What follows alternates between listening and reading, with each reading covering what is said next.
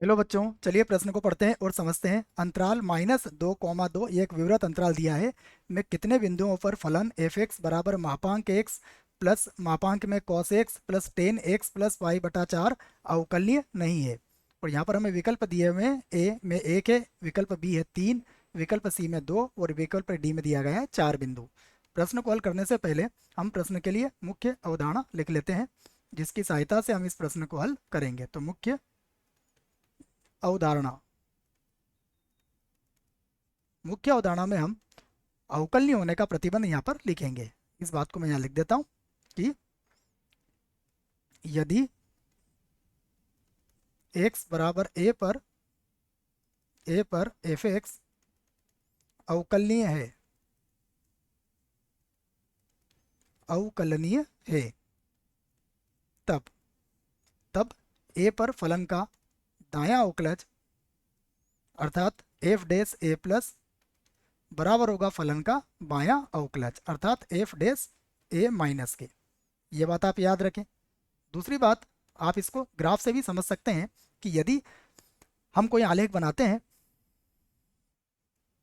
किसी फलन का और यदि उसमें कोणीय परिवर्तन आ जाता है बच्चों, अचानक परिवर्तन आ जाता है, तो फिर उस बिंदु पर वो फलन क्या होता है, अवकलनीय नहीं होता है। ये ग्राफ से अगर हम इसको समझना चाहें तो समझ सकते हैं। आइए अब हम प्रश्न को देखते हैं। प्रश्न में हमें क्या दिया गया है, हमें एक फलन दिया गया है एफ एक्स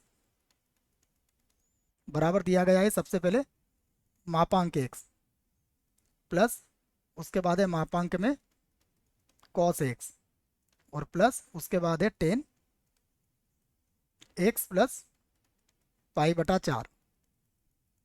ये हमें दिया गया है। हम चाहें तो इसे समीकरण एक बना लेते हैं। अब हमें बारी बारी से अलग अलग इन फलनों की अवकलनीयता की जांच करना पड़ेगी। तो सबसे पहले मैं मापांक एक्स को लिख लेता हूँ। तो देखिए, मान लीजिए हमारे पास एफ वन एक्स जो है वो मापांक एक्स है। तो मापांक एक्स को अगर हम ग्राफ से समझे तो इसका ग्राफ कुछ इस प्रकार से बनता है बच्चों। देखो, हम इसमें x का मान धनात्मक रखने पर धनात्मक आता है और x का मान ऋणात्मक रखने पर भी ये ऋणात्मक आता है और जीरो पर इसमें कोणीय परिवर्तन होता है। हम इसे दायां अवकलज और बायां अवकलज से सिद्ध भी कर सकते हैं, परंतु अभी यहाँ पर इसकी आवश्यकता नहीं है।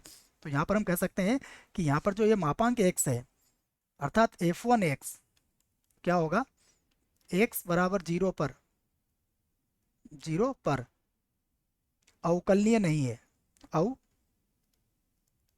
अवकलनीय नहीं है।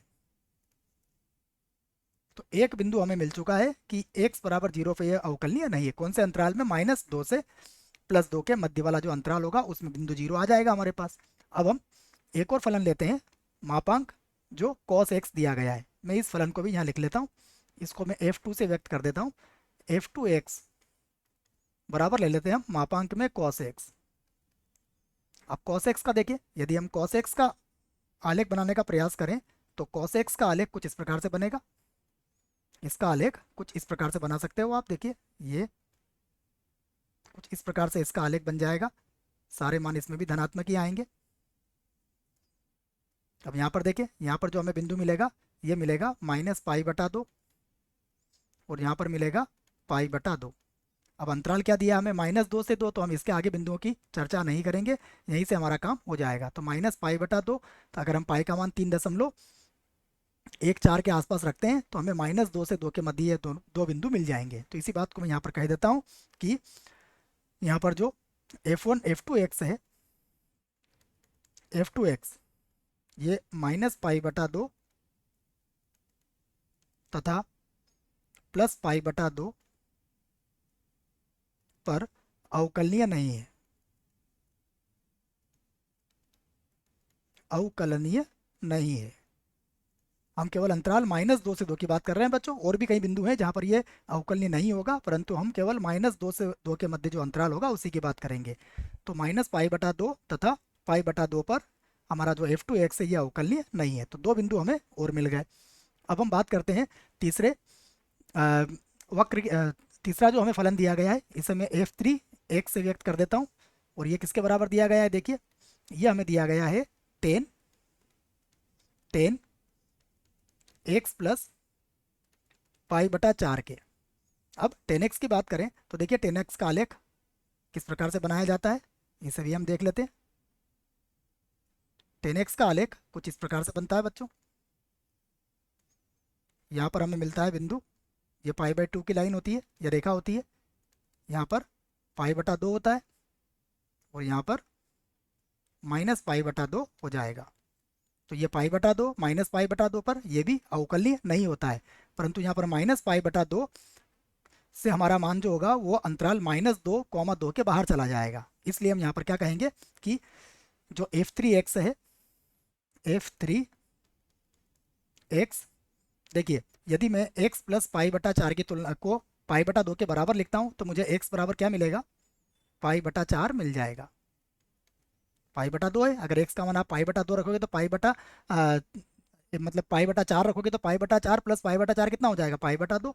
आप चाहो तो इसको हल भी कर सकते हो कि जैसे आपने ऐसा लिख लिया x बराबर, यहाँ पर देखिए अगर हम x प्लस लिख लेते हैं, x प्लस पाई/4, ये पूरा इसका कोण होगा और ये किस पर अवकलनीय नहीं होगा, पाई/2 पर। तो यहाँ से आप x का मान ज्ञात कर सकते हैं। यहाँ से x का मान क्या निकलेगा आपका, पाई/4 पर अवकलनीय नहीं होगा या अवकलनीय कलनीय नहीं है, नहीं है।